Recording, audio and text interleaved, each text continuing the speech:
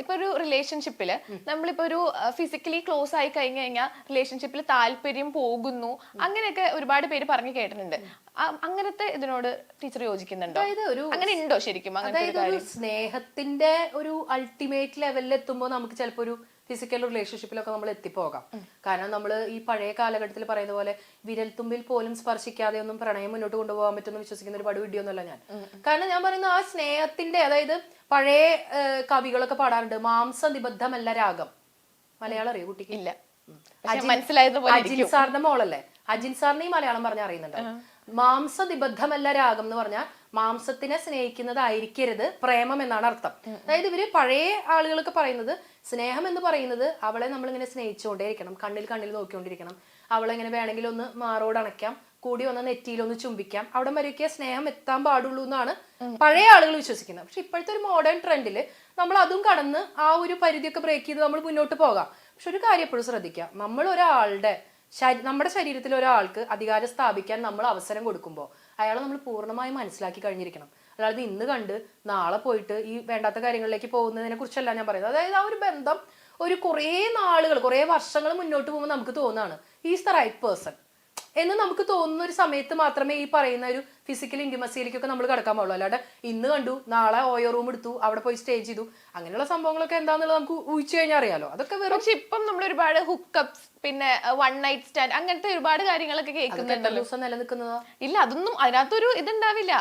ചിലപ്പോ അവര് തമ്മിലുള്ള ബന്ധം എന്താണെന്ന് വെച്ചാൽ ഇഷ്ടമാണ്, പക്ഷെ നമ്മൾ തമ്മിൽ റിലേഷൻഷിപ്പിലൊന്നും അല്ല എന്ന് പറയുന്ന ആൾക്കാരാണ്. അതൊക്കെ പഴയ കാലത്തുണ്ടായിരുന്നു. ഈ പറയുന്ന ഹുക്കപ്സും വൺ നൈറ്റ് സ്റ്റേ എന്ന് പറയുന്ന വേർഡ്സ് ഉണ്ടായിരുന്നില്ല എന്നുള്ളൂ. നമ്മുടെ കാലഘട്ടത്തിൽ ഉണ്ടായിരുന്നു. കോഴികളൊക്കെ ഈ മറ്റേ ബോബനും മോളിയില് ഹിപ്പിച്ചായന്റെ കഥ വായിച്ചിട്ടുണ്ടാ? ഞാൻ ജനിച്ച കാലം മുതൽ വായിക്കുന്ന ഹിപ്പിച്ചായന് ഒരുപാട് പെണ്ണുങ്ങളുണ്ടായിരുന്നു, ഒരുപാട് പെണ്ണുകേഴ്സ് ഉണ്ടായിരുന്നു. അതിലെവിടെയെങ്കിലും ഹുക്കപ്സ്ന്നോ വൺ നൈറ്റ് സ്റ്റേ നമ്മൾ വായിച്ചിട്ടുണ്ടോ? ഇല്ല. അങ്ങനത്തെ ഹിപ്പിച്ചായന്മാര് പഴയ കാലഘട്ടം മുതലേ ഉണ്ടായിരുന്നു. ഇന്നുണ്ട്, അന്നുണ്ട്, പണ്ടുണ്ട്, നാളെയുണ്ട്. നമ്മൾ ഇന്ന് അതിന് പേരിട്ട് വിളിക്കണമെന്ന് മാത്രം. നമുക്ക് സ്വന്തമായിട്ട് നമ്മുടെ മനസാക്ഷിക്ക് നിരക്കാത്ത കാര്യങ്ങള് എനിക്ക് പറ്റില്ല, ചിലപ്പോ മെഹറിനും പറ്റുന്നുണ്ടാവില്ല. പറ്റുന്ന ഒരുപാട് ആളുകളുണ്ടാവും. പറ്റണവർ ചെയ്യട്ടേന്നേ, 8ന്റെ പണി കിട്ടുമ്പോൾ അവർ പഠിക്കും. അതെ. പക്ഷെ അതിൽ പ്രശ്നം എന്താണെന്ന് അറിയോ? അവരല്ല പഠിക്കുക, മറ്റേ ആൾക്കാണ് കൂടുതൽ അഫക്റ്റ് ചെയ്യുക. കാരണം എപ്പോഴും ഏറ്റവും നല്ല പെൺപിള്ളേര് പോയി പെടുക ഇങ്ങനത്തെ ലോക്കൽ അലവലാതി ആൺപിള്ളേരുടെ അടുത്താണ്. ഏറ്റവും ഭംഗിയും വിദ്യാഭ്യാസമൊക്കെ ഉള്ള പെൺപിള്ളേര് പോയി പെടുക കുറെ ലോക്കൽസിന്റെ ഇടയിലാ. ലോക്കൽ എന്ന് ഞാൻ പറഞ്ഞത് പണം ഇല്ലാത്തതുകൊണ്ടല്ല കേട്ടാ, അലവലാദികളായിട്ടുള്ള ആൺപിള്ളേർക്ക് കിട്ടുന്ന, അലവലാദികൾ ഇൻ ദ സെൻസ് എല്ലാ തെണ്ടിത്തരത്തിനും നടക്കുന്ന ആൺപിള്ളേരുടെ അവരുടെ റിലേഷൻഷിപ്പിലുള്ള പെൺപിള്ളേരെ കണ്ടാൽ നമുക്ക് തോന്നും, അയ്യോ ഇത്ര ഭംഗിയുള്ള പെണ്ണ, ഇതാണോ അവന്റെ? അങ്ങനെ അത് എന്ത് സംഭവം എനിക്ക് മനസ്സിലാവും. എന്തായിരിക്കും കുളിക്കാണ്ട് നനയ്ക്കാണ്ടൊക്കെ നടക്കുന്ന ചെക്കന്മാരാണോ ഇപ്പോഴത്തെ പെൺപിള്ളേർക്ക് ഇഷ്ടം? ഇപ്പോഴത്തെ ഫാഷൻ ആയിരിക്കും, പറയാൻ പറ്റില്ല. അതെ. പിന്നെ അതുപോലെ തന്നെ നമ്മളിപ്പോ റിലേഷൻഷിപ്പിനെക്കാട്ടിലും കൂടുതൽ കണ്ടുവരുന്നതാണ് സിറ്റുവേഷൻഷിപ്പ്. അതായത് നമുക്ക് ഇവിടെ പോകുമ്പോ, അതായത് ഇപ്പൊ ഇവിടെ ഫ്ലോറിൽ വരുമ്പോ മെഹറിന് ഇവിടെ ഒരാള്, ഫ്ലോറിൽ നിന്ന് ഇറങ്ങുമ്പോ വേറൊരാള്, വണ്ടിയിൽ കയറുമ്പോ വേറെ, അതല്ലേ ഉദാഹരണ സഹിതം പറയുമ്പോ അതല്ലേ. വീടിന്റെ അടുത്തൊരാള്, കോളേജിൽ പഠിക്കാൻ പോകുമ്പോ ഒരാള്, അല്ലെ? ആ രീതിയിൽ അതാണ് സിറ്റുവേഷൻഷിപ്പ്. പറയൂ, പക്ഷെ നിങ്ങൾ പറയൂ എന്താണ് സിറ്റുവേഷൻഷിപ്പ്? സിറ്റുവേഷൻ ഉണ്ടായിട്ടില്ല. എന്നാലും സ്വന്തം പ്രായത്തിലുള്ള കുട്ടികൾക്ക് ഒരുപാട് സിറ്റുവേഷൻഷിപ്പ് ഉണ്ടാവുമല്ലോ. ഇപ്പൊ എന്റെ പ്രായത്തിലുള്ള എന്താണ് സിറ്റുവേഷൻഷിപ്പ്? ആ ഒരു ബന്ധത്തിനെ പറ്റി അവർക്ക് പറയാൻ അറിയില്ല. അതാണ് മെയിൻ ആയിട്ട് എനിക്ക് മനസ്സിലായിടത്തോളം. സിറ്റുവേഷൻഷിപ്പ് എന്ന് പറഞ്ഞാൽ അവർക്കത് റിലേഷൻഷിപ്പ് ആണോ അല്ല, ഫ്രണ്ട്സ് ആണോ അല്ല, ഇതിന്റെ ഒരു ബെസ്റ്റിയുടെ ഒക്കെ തന്നെ ഒരു വേറെ വേർഷൻ. പക്ഷെ ഇതിന്റെ ഉള്ളിൽ എന്ന് വെച്ചാൽ സിറ്റുവേഷൻഷിപ്പിന്റെ ഉള്ളിൽ ഒരു ഫിസിക്കൽ ഇന്റിമസി ഉണ്ടെന്നുള്ളതാണ് വേറൊരു കാര്യം. എന്താ സംഭവം? ഈ സിറ്റുവേഷൻഷിപ്പിനെ വളരെ ലളിതമായിട്ട് നമുക്ക് പറയുകയാണെങ്കിൽ, ഇപ്പൊ മെഹർ ഇപ്പൊ ഇവിടെ ഇട്ടിരിക്കുന്ന ഈ വേഷം, ഈ വേഷത്തിന് എന്നിട്ട് പറയാം കഫ്താനല്ലോ? അല്ല, ഇത് ചുരിദാർ, പാകിസ്ഥാനി. പാകിസ്ഥാനി. മെഹർ ഇപ്പൊ ഇവിടെ വന്നിരിക്കുന്നു, പാകിസ്ഥാനി ഡ്രസ് ഇട്ട് വന്നിരിക്കുന്നു. മെഹർ ഇപ്പൊ ഒരു കോൺവോക്കേഷൻ സ്റ്റേജിൽ കയറുമ്പോൾ ഇടുന്ന ഡ്രസ്സ് വേറെ ആയിരിക്കും, ട്രിപ്പ് പോകുമ്പോൾ ഇടുന്ന ഡ്രസ്സ് വേറെ ആയിരിക്കും, നൈറ്റ് വെയർ ഇടുന്നത് വേറെ ആയിരിക്കും, ഫ്രണ്ട്സിന്റെ കൂടെ ചില്ല് ചെയ്യുമ്പോൾ ഇടുന്ന ഡ്രസ്സ് വേറെ ആയിരിക്കും. അങ്ങനെ ഓരോ സ്ഥലത്ത് നമ്മൾ പല പല സംഭവങ്ങളാണ് യൂസ് ചെയ്യുന്നത്. എന്താണ് ഇവിടെ ഇതാണ് മെഹറിന് കംഫർട്ട്, വീട്ടിൽ അതാണ് കംഫർട്ട്, ട്രിപ്പ് പോകുമ്പോൾ അതാണ് കംഫർട്ട്. അപ്പൊ അതായത് സിറ്റുവേഷൻ അനുസരിച്ച് മെഹർ പല പല ഡ്രസ്സുകൾ ഉപയോഗിക്കുന്നു. അത്രേ ഉള്ളൂ ഇത്. അതായത് എപ്പോഴും ഒരേ സാധനം തന്നെ ഉപയോഗിക്കുമ്പോൾ അവർ ഭയങ്കര ബോറടിയാണ്. അപ്പൊ അവർക്കും വേണ്ടേ ഒരു വ്യത്യസ്തത. അങ്ങനെ വ്യത്യസ്തത ആഗ്രഹിക്കുന്ന ആളുകളാണ് പല പല സംഭവങ്ങൾ ഉപയോഗിക്കുന്നത്. അപ്പൊ ഞാൻ പറയുന്നത് ഈ ഇത്തരം സിറ്റുവേഷൻഷിപ്പുമായി നടക്കുന്ന ആളുകളിൽ നമ്മൾ ചെന്ന് പെടാതിരുന്നാൽ മതിയെന്ന്. അവരെ നന്നാക്കാൻ നമുക്ക് പറ്റുമോ? ഇല്ല. അപ്പൊ നമ്മൾ ഏതെങ്കിലും ഒരു ബന്ധത്തിൽ ചെന്ന് പെടുമ്പോൾ നമ്മൾ അവരെ കുറിച്ച് പ്രോപ്പറായിട്ട് തന്നെ അന്വേഷണം. ഒരാളെ പെട്ടെന്ന് കണ്ടു, അപ്പൊ തന്നെ ഒരു ക്രഷ് തോന്നി, അപ്പൊ തന്നെ അത് ഇൻഫാക്ച്വേഷനായി, ഇൻഫാക്ച്വേഷൻ വളർന്ന് മനസ്സിനുള്ളിൽ മഞ്ഞ് പെയ്യുന്ന സുഖമൊന്നും വന്നു കഴിഞ്ഞാൽ ഇന്നത്തെ കാലത്ത് നടക്കില്ല. കാരണം ഇന്ന് പ്രത്യേകിച്ചും ഈ ഫോൺ ഉള്ളത് കൊണ്ട് നമുക്ക് ആരെ വേണമെങ്കിൽ വളരെ ഈസി ആയിട്ട് ചീറ്റ് ചെയ്യാൻ പറ്റും. പഴയ കാലഘട്ടത്തിൽ അതൊന്നും പറ്റില്ല. ഒരു പ്രേമലേഖനം എഴുതണം, ഒരു സുഹൃത്തിന്റെ കയ്യിൽ കൊടുത്തു വിടണം, അവരെന്നിട്ട് അത് ടെക്സ്റ്റ് ബുക്കിന്റെ ഉള്ളിൽ അടച്ചു വെക്കണം, വീട്ടിൽ അവരെത്തിയിട്ട് അത് തുറക്കുമ്പോൾ ആ പ്രേമലേഖനം വായിക്കണം. എന്ത് വലിയ പ്രൊസീജിയറാന്ന് അറിയോ? അതിന്റെ മറുപടി കിട്ടണമെന്നുണ്ടെങ്കിൽ പിന്നെ അടുത്ത ആഴ്ച അവർ ട്യൂഷൻ ക്ലാസ്സിൽ വരണം, ട്യൂഷൻ ക്ലാസ്സിൽ നോക്കി കണ്ണിൽ നോക്കണം. ഇപ്പൊ അങ്ങനെയൊന്നുമല്ല, ഒക്കെ ക്വിക്കല്ലേ. അപ്പൊ ആ ചീറ്റിങ്ങും വളരെ ഫാസ്റ്റ് ആയിരിക്കും. അപ്പൊ ആ രീതിയിൽ നമ്മള് ഡിസിഷൻ എടുക്കുമ്പോൾ ഒന്ന് പ്രോപ്പർ ആയിട്ട് എടുത്തു കഴിഞ്ഞാൽ ഇതിന്നൊക്കെ ഒരു പരിധി വരെയൊക്കെ. പിന്നെ നമ്മൾ വീഴാനുള്ളതാണെങ്കിൽ നമ്മൾ വീണിരിക്കും, വരാനുള്ളതാണെങ്കിൽ വന്നിരിക്കും. വണ്ടി വിളിച്ചിട്ടാ ട്രെയിൻ പിടിച്ചിട്ടൊക്കെ വരാളത് വരും. ഇപ്പൊ നമ്മള് നോക്കുവാണെങ്കിൽ മാരേജസ് ഒക്കെ ഫെയിലിയർ ആണ്. ലവ് മാരേജ് ആയിക്കോട്ടെ, ലവ് മാരേജിനാണ് ഇപ്പൊ നമുക്ക് കുറച്ച് നാള് ആളറിയാം, അറിഞ്ഞിട്ട് നമ്മള് കല്യാണം കഴിച്ചിട്ടാണെങ്കിലും അതും ഫെയിലിയർ ആവുന്നുണ്ട്. എന്ന് വെച്ചാൽ ഇപ്പൊ കുറെ നാള് പരിചയമുള്ള ആളായിക്കോട്ടെ, ഇപ്പൊ ഒരു 10 വർഷം റിലേഷനിലായിരുന്നിട്ട് കല്യാണം കഴിച്ചവര് വരെ ഡിവോഴ്സ് ആയിട്ടുള്ളവരെ എനിക്കറിയാം.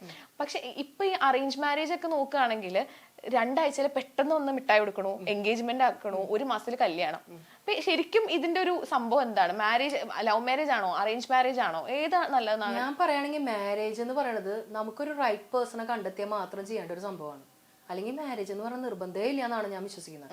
എന്തിട്ട് ലവ്, എന്തിട്ട് അറേഞ്ച്ഡ്, നമുക്ക് ആ ഒരു പേഴ്സൺ ഒരു റൈറ്റ് പേഴ്സൺ ആണെന്ന് അയാള് തോന്നുന്ന ഒരു ഡേ വന്നാൽ മാത്രമേ കല്യാണത്തെ കുറിച്ച് നമ്മൾ ചിന്തിക്കാൻ പാടുള്ളൂ. അല്ലാന്നുണ്ടെങ്കിൽ നിങ്ങൾ സിംഗിൾ ആയിട്ട് നടന്നോ, കല്യാണം കഴിച്ചില്ലെന്ന് വെച്ചാൽ ആരെങ്കിലും നിങ്ങളെ മറ്റേ മരത്തുമ്പോ കെട്ടിട്ട് തല്ലുവോ? നമ്മുടെ വീട്ടുകാർ ചിലപ്പോൾ 4 ദിവസം പറയായിരിക്കും, അല്ലെങ്കിൽ നാട്ടുകാർ കുറച്ച് ദിവസം പറയായിരിക്കും. നമുക്കൊരു റൈറ്റ് പേഴ്സൺ ആണെന്ന് തോന്നാത്ത ഒരാളുടെ കൂടെ നമുക്ക് അധികം കാലം നിന്ന് പോകാൻ പറ്റില്ലാന്ന്. ഇപ്പൊ ഈ പറഞ്ഞ ഈ സ്റ്റാറ്റിസ്റ്റിക്സ് പറഞ്ഞല്ലോ, ഇപ്പൊ കൂടുതലാണ്, പണ്ട് കുറവാണ്. പണ്ട് എന്ന് പറഞ്ഞാൽ അവർ കുറെയൊക്കെ സഫർ ചെയ്ത് നിന്നിട്ടുണ്ടായിരിക്കും. കാരണം അന്നത്തെ ഒരു ജീവിത സാഹചര്യം എന്ന് പറഞ്ഞാൽ ഡിവോഴ്സിന്റെ എണ്ണം ഒന്നും അധികം ഉണ്ടാവില്ല. കാരണം ആളുകൾ അതിനെ കാണുന്നത് തന്നെ വളരെ മോശമായിട്ടായിരുന്നു. ഇന്നിപ്പോ അങ്ങനെയല്ല, ഡിവോഴ്സ് ചെയ്യുന്നു, സെപ്പറേറ്റഡ് ആവുന്നു, വേറെ ഫ്ലാറ്റ് എടുത്ത് താമസിക്കുന്നു, സിംഗിൾ പാരന്റിംഗ് എന്നൊക്കെ പറയുന്നത് വളരെ, അതായത് ഇപ്പൊ സമൂഹം മാറും, നമ്മൾ അതിനനുസരിച്ച് മാറിപ്പോകുന്നു. അല്ല, ഇപ്പൊ കുറച്ച് നേരത്തെ പറഞ്ഞില്ലേ ചായ കുടിക്കണ കഥ, ആ ചായ കുടിക്കണ കഥയെ നമുക്ക് മാറ്റം വരണമെന്ന് നമുക്ക് എന്ത് ചെയ്യാൻ പറ്റും? ഞാൻ പറയാണെന്ന് ഇപ്പൊ എന്റെ മോളുടെ അടുത്തൊക്കെ ഞാൻ പറയാറുണ്ട്, അവൾക്ക് 21 വയസ്സാണ്, അവളോട് ഞാൻ പറയാറുണ്ട് പെട്ടെന്ന് ഓടിപ്പോയി കല്യാണം കഴിക്കണതിനെ കുറിച്ച് മോള് ചിന്തിക്കേണ്ട, കല്യാണം താല്പര്യമില്ല. പക്ഷെ ഞാൻ അവളോട് പറയാം അങ്ങനെയല്ല വേണ്ടത്. ഒരാളെ ഇഷ്ടപ്പെട്ട് കഴിഞ്ഞിട്ട് നമുക്ക് അയാളുടെ കൂടെ കുറച്ചു കാലം, അതായത് ഒരു എന്താ പറയാ ലിവിങ് ടുഗദർ എന്ന് പറഞ്ഞിട്ട് ഒരു ഫ്ലാറ്റ് എടുത്ത് താമസിക്കാനല്ല ഞാൻ പറയണേ, എങ്കിലും അയാളുടെ കൂടെ കുറച്ചു കാലം ഒന്ന് സ്പെൻഡ് ചെയ്യുമ്പോൾ അയാൾ എന്താ നമുക്കൊന്ന് മനസ്സിലാക്കാൻ പറ്റണം. എത്ര കാലം നടന്നാലും ചില ആളുകളുടെ ഒന്ന് ഉള്ളിലിരിപ്പൊന്നും നമുക്ക് അറിയാൻ പറ്റില്ല. എന്നാലും ഒന്നും അറിയാതെ ഒരു പടുകുഴിയിലേക്ക് പോയി ചാടുന്നതിനേക്കാളും ഭേദമല്ലേ അത്? ടീച്ചർ ഞരമ്പ് രോഗം അതിപ്പോഴും ഞരമ്പ് രോഗം തന്നെയല്ലേ? പേരെങ്ങാനും മാറ്റിയിട്ടില്ലല്ലോ, സംഭവം തന്നെ. കാര്യം മനസ്സിലായില്ലേ? ഏറ്റവും കൂടുതൽ അത് ഏതൊരു പ്രായക്കാരിലായിരിക്കും അത് ഏറ്റവും കൂടുതൽ എന്ന് തോന്നി? 40 കഴിഞ്ഞവരില്.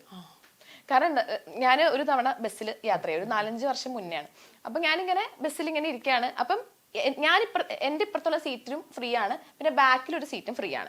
അപ്പൊ ഒരു ചേട്ടനാണെങ്കിൽ ഒരു എങ്ങനെ പോയാലും ഒരു 55-60 വയസ്സ് കാണും. ഫ്രസ്ട്രേഷൻ ആണ്. ഇയാളാണെങ്കിൽ എനിക്ക് ഇയാൾ കണ്ടിട്ട് സത്യം പറഞ്ഞാൽ ആദ്യം പാവ തോന്നി. ഇയാൾ ഇങ്ങനെ നിൽക്കുന്ന കാണുന്നു. അപ്പം ഞാൻ നോക്കുമ്പോൾ ഒരു വലിയ ബാഗൊക്കെ ഉണ്ട്, പാവം തോന്നാം. അപ്പൊ ഈ പുള്ളി എന്റെ അടുത്ത് വന്നിരുന്നു. ഞാൻ ചോദിച്ചു പാവല്ലേ, ഇരുന്നോട്ടെ സാരമില്ല എന്ന് വിചാരിച്ചു. അപ്പൊ നമുക്ക് മനഃപൂർവ്വം നമ്മുടെ മേത്തേക്ക് ഇങ്ങനെ മനസ്സിലാവും. പിന്നെ ഇയാൾ എന്റെ അടുത്തേക്ക് എനിക്കാണെങ്കിൽ ഞാൻ പറഞ്ഞു ചേട്ടാ മര്യാദക്ക് ഇവിടെ നിന്ന് എണീച്ചോ, അല്ലെങ്കിൽ ഇവിടെ കിടന്ന് ഒച്ചപ്പാടുണ്ടാക്കുമെന്ന് പറഞ്ഞു. പിന്നെ എനിക്കറിയില്ല അയാൾ ഏത് സ്റ്റോപ്പിൽ ഇറങ്ങിയെന്ന് എനിക്കറിയില്ല. ലൈംഗിക ദാരിദ്ര്യം അതാണ് അതിന് പറ്റിയ വാക്ക്. കാരണം എന്താ വെച്ചാൽ അവർക്ക് അതാത് സമയങ്ങളിൽ കിട്ടേണ്ടതായ കാര്യങ്ങൾ കിട്ടിയിട്ടില്ല. അപ്പൊ ഒരു 40 വയസ്സ് 45 വയസ്സ് കഴിയുമ്പോൾ എവിടെ നിന്നില്ലാത്തൊരു ധൈര്യം അവർക്ക് വരികയാണ്. ആണുങ്ങൾക്കും പെണ്ണുങ്ങൾക്കും ഉണ്ട് കേട്ടോ, അത് 2 കൂട്ടർക്കും ഉണ്ട്. അത് അവർക്ക് ഈ 45 വയസ്സ് കഴിയുമ്പോൾ നമുക്ക് ഏകദേശം മനസ്സിലായി ലൈഫിന്റെ ഒരു ക്ലൈമാക്സ് ഒക്കെ. ഇനിയിപ്പോ എന്തായാലും പ്രത്യേകിച്ച് നമ്മൾ ആരും ജഡ്ജ് ചെയ്യാനൊന്നും വരുന്നില്ലല്ലോ. അതാണ് എപ്പോഴും 40 കഴിഞ്ഞ സ്ത്രീ ഒരു പരിചയമില്ലാത്തൊരു സ്ത്രീയുടെ അടുത്ത് എങ്ങനെ പരിചയമുള്ള സ്ത്രീനെ ചെയ്ത് കഴിഞ്ഞിട്ടുണ്ടെങ്കിൽ പ്രശ്നമാണല്ലോ, നാട്ടുകാർ അറിയില്ലേ. പരിചയമില്ലാത്ത സ്ത്രീകളുടെ അടുത്തല്ലേ ചെയ്യാൻ പറ്റുള്ളൂ. പരിചയമില്ലാത്ത ആളുകളുടെ അടുത്ത് ചെയ്യാനാണ് അവർക്ക് എളുപ്പം. പരിചയമുള്ളവരുടെ അടുത്ത് ചെയ്ത് കഴിഞ്ഞാൽ അവരുടെ വീട്ടുകാരും അപ്പുറത്തുള്ളവരൊക്കെ അറിയും. പരിചയമില്ലാത്തവരാകുമ്പോൾ അവർക്ക് എളുപ്പമാണല്ലോ. അതിന് വേണ്ടി ചിലപ്പോൾ അവര് ബസ്സിൽ യാത്ര ചെയ്ത് കിലോമീറ്ററുകൾ യാത്ര ചെയ്യുന്നുണ്ടാവും ചിലപ്പോൾ ബസ്സിൽ ഇങ്ങനെയൊക്കെ ചെയ്യാനായിട്ട്. അത് ലൈംഗിക വൈകൃതമാണ്, നമുക്കൊന്നും ചെയ്യാൻ പറ്റില്ല. എന്ത് ചെയ്യാൻ പറ്റും?